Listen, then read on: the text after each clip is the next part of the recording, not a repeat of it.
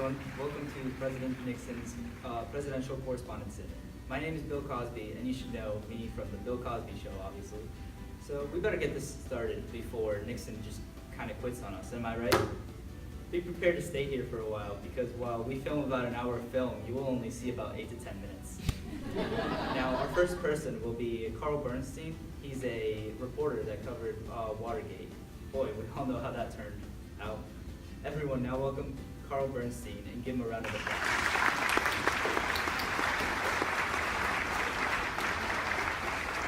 Hello, ladies and gentlemen. I'm delighted to be here today at this dinner as President Nixon has decided to leave the office. Whew, I'm sweating already. Must have picked it up from watching Nixon's debates against Kennedy. Anyways, let's get straight into the Watergate. I know that Nixon made a committee of the re-election of the president, nicknamed Creep. It's funny, his committee even matches his personality. So apparently, this creep broke into the Democratic National Committee's Watergate headquarters and stole top secret documents and bugged phones. It makes sense that he would do this to not lose his re-election after all of the losses in his political career. He lost against Kennedy, then he lost to Pat Brown for governor of California, and had to leave politics for 6 years before he could finally win something. Moving apart from Mr. President's scandal, let's talk about the Cambodian invasion. President Nixon sent troops into Cambodia to gain an area to train South Vietnamese soldiers so he could withdraw American troops from South Vietnam. He declared the invasion in 1970, when in actuality he'd been bombing the area for the past year. He may say I'm not a crook, but President Nixon's deeds just show that he is. President Nixon did do some good deeds, such as bringing China into the family of nations, since there's no real involvement that had taken place with China before. And President Nixon traveled to China and created good relations, which helped Chinese economy and provided some freedoms to the Chinese public. I'll leave off on that positive note. Thank you.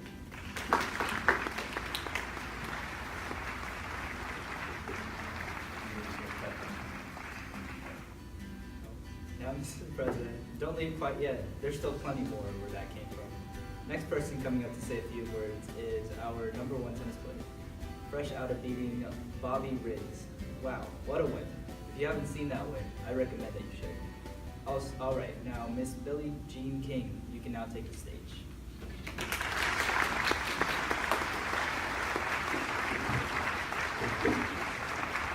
Thank you. And thank you, Mr. President, for allowing me to be here. It feels very nice to be on this platform today. Zero power has come a long way, baby. Anyways, I hope dinner was very enjoyable. I heard that back in the kitchen, Mr. Khrushchev and Mr. Nixon were having a pretty heated kitchen debate. Anyways, let's get to the good part. Our president, who happens to be a supporter of women's rights. I applaud you, Mr. President. However, let's continue on to talk about the elephant in the room. But first, let me drink some of that Watergate martini over there. Oh wait, never mind, that's kind of dirty. Anyways, so Vietnam, the Vietnam War is finally over. American troops are going to come back now. Well, at least I thought they were. I'm no military general, but I'm sure that you're not supposed to invade another country when you've announced the war to be over. It doesn't help that Mr. President allowed bombs to be dropped over North Vietnam during Christmas. President must be in Santa's naughty list now, so I expect a cold next year. I'm guessing Mr. President was probably busy with something else. That's why he wasn't thinking straight. But hey, at least we left the war, peace with honor, and high inflation. That's all I have for today. Thank you again, Mr. President, and thank you.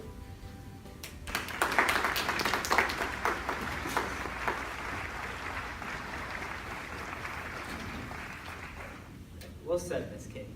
Mr. Nixon better be ready for this one. Let's hope he stays with us, because up next is Miss Pat Nixon, our First Lady and the President's wife, to take the stage.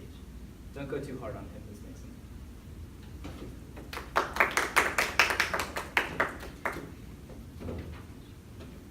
Good evening, everyone. It's a pleasure to be here tonight, and I hope that you've been enjoying this dinner as much as I have.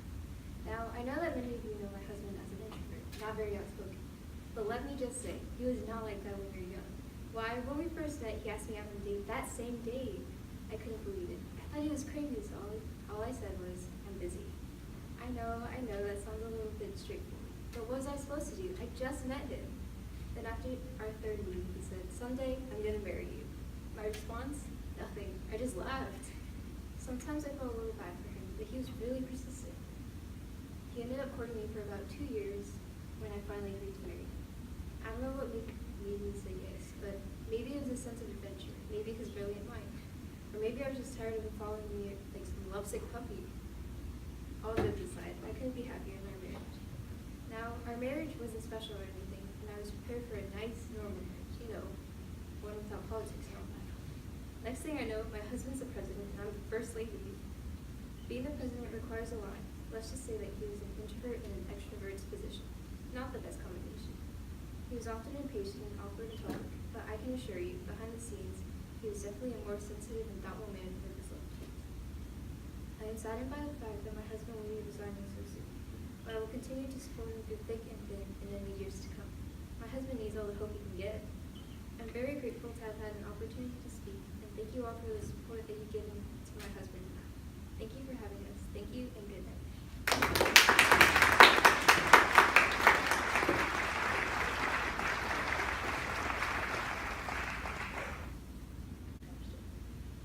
Wow, that was great. Now for the man you've been waiting for, the one and only, Nixon himself.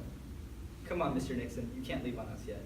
You need to say your part. You can quit after this if you dare.